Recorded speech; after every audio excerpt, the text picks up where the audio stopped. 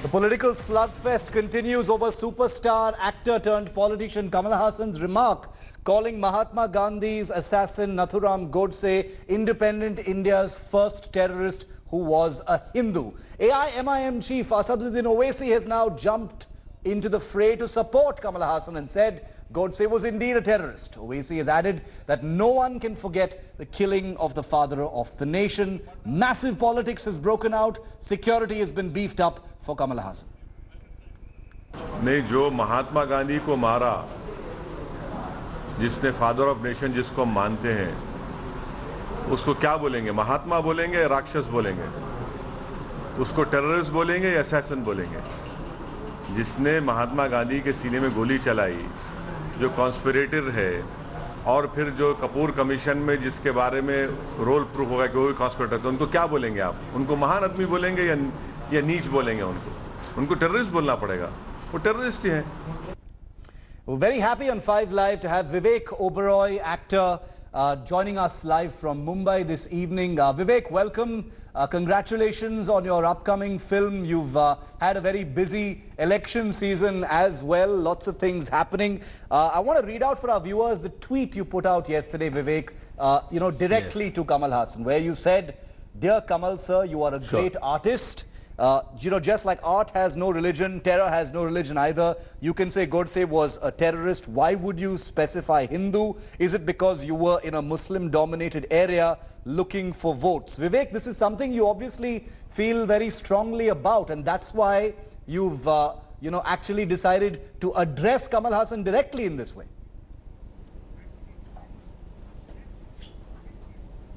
Shiv, yeah, absolutely spot on. I feel very strongly about it.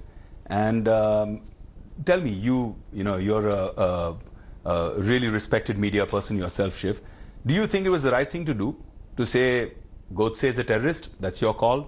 Free to say it. A man who assassinated Mahatma Gandhi, I have no love for him. But to specify he was a Hindu and try and sell this Hindu phobia, try and sell this whole false narrative of Hindu terror. And, terror has no religion. When are we going to wake up and smell the coffee as far as that is concerned? Would Kamal Haasan, sir, say the same thing about the terrorist who went and killed so many innocent Muslims praying in a mosque in New Zealand? Would he say that he was a Christian terrorist? Would that not hurt Christian feelings, emotions? Why do people take Hindu emotions for granted? I don't understand. I'm a Hindu. I respect all religions. But don't I deserve the same respect for my religion? Why this false narrative? Why sell this Hindu phobia? For what?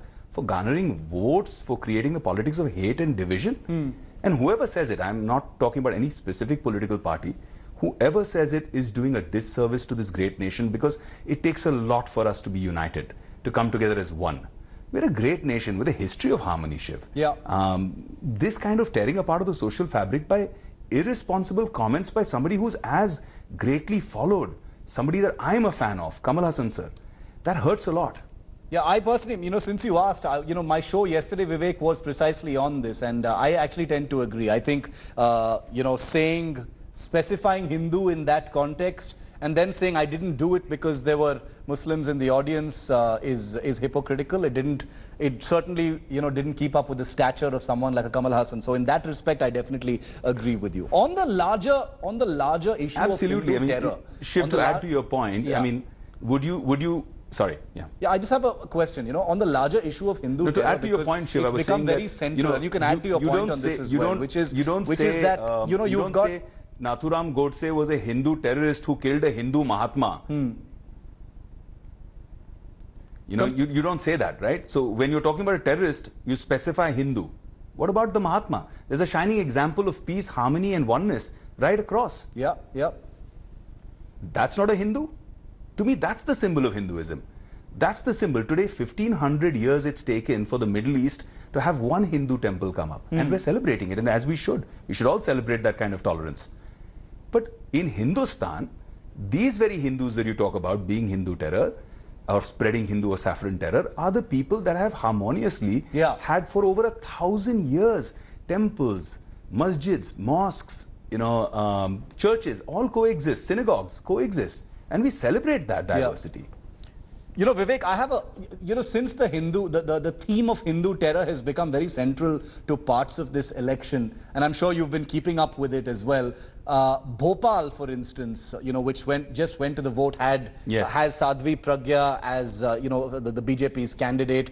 Much has been made of that, where people have said that the BJP has put her up as a candidate because they want to teach a lesson to those who have tried to create this bogey of Hindu terror. What did you think about that? Were you in agreement with it? Did you have problems with it? What did you think about the whole Sadhvi Pragya issue? You know, I truly believe that I'm not well-read enough about the court verdict on Sadhvi Pragya to comment whether, you know, she was involved in some sort of a violent operation or not.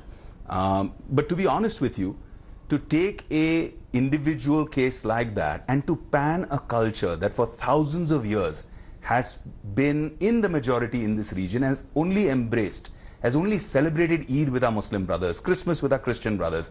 How can you start panning a culture? It hurts me.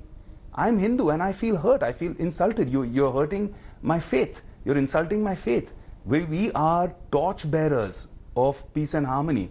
People across the world, the globe, have learned from us. And you're panning us and calling us Hindu terror. This is absolute rubbish. Do I see anybody gunning to create a Hindu caliphate?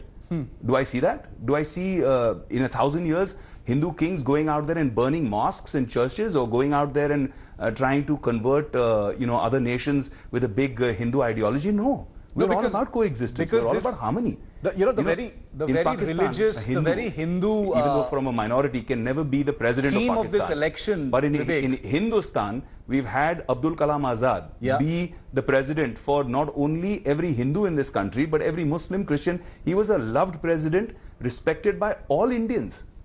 Okay, and that's what this country, Hindustan, is all about. I want to ask you specifically about Bengal now. That's the Hindu ethos. You know, Vivek, in Bengal, as we speak, there is, you know, a narrative there of Jai Shri Ram versus, you know, Jai Hind and Vande Mataram. You've got the Trinamool Congress, which has been forced into this kind of conversation where they say, we don't say Jai Shri Ram, we say Jai Hind. It's become like that, where you've got the BJP accusing the Trinamool of appeasement politics, and the Trinamool accusing the BJP of this overt Hindu nationalism and chauvinism that is being forced upon West Bengal. As an actor and as someone who's has played Narendra Modi in an upcoming film, I'm sure you've done your research on the BJP. What do you think about that being the kind of conversation while going to voters now?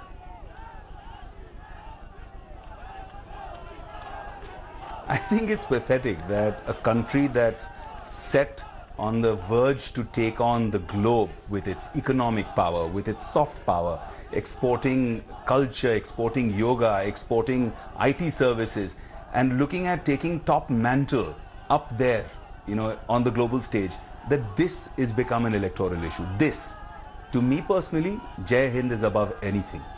To me personally, Vande Mataram is above anything. To me, it's the nation first. Every one of us in the nation. But if somebody says Jai Shri Ram on the streets and my chief minister stops a cavalcade and does Didigiri, starts dressing them down, that's embarrassing for me. Would she do the same if people were saying Inshallah or Jesus bless you? What's the problem? You know, you play Narendra Modi in a film that, you know, has run into problems in terms of it couldn't be run before the election. During the election, it's going to be screened, I'm assuming, after the elections are over. You know, Narendra Modi as a central character, Vivek, in this election, more visible perhaps than any other.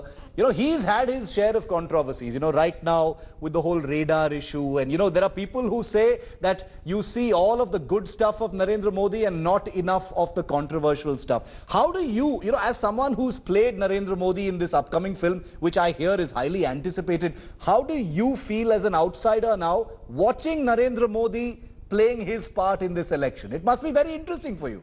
Do you ever feel, hey, I wish I'd put that in the movie or something like that? Yeah, it is. Yeah, there's, yeah, I mean, of course, it is fascinating for me to watch this election up close, considering how close I am to the inspirational aspect of Narendra Modi's life, Shiv. But I must say that in a film, generally we're always waiting to see what the climax is. To me, this election, the climax is a foregone conclusion. On 23rd, PM Narendra Modi will come back as the Prime Minister of India. And on 24th, when my film releases, I hope that we'll all be celebrating in the theatres the victory of this man to give us another 5 great years of progress and development and global stature.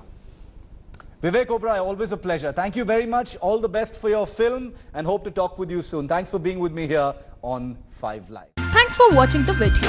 For more such news and updates, please like, share and subscribe to India Today. Also check out our other great videos from our channel. We know you would love to.